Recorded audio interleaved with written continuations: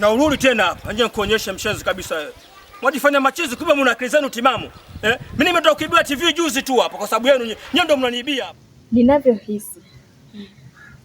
Maana siamini. Ila rafiki yake na Atalia ameniambia kwamba anahisi mama yake anahusika. Mama yake? Kwambwa wewe. Mwingine kama murabasazi, atabu sasa muni ubwenge. Nakasa uri musazi kweli. Ugaruke nzenda kueleke.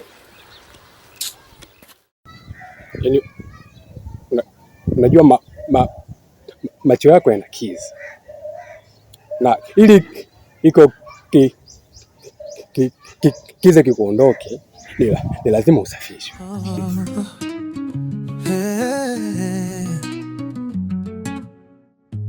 Wewe ni jua linalonipa mwangaza, moyo wangu unadunda. Wahenga wanasema usilolijua ni sawa na usiku wa kiza.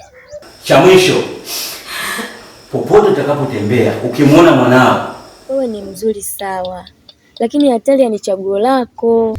Usije kumfikiria kwa chochote.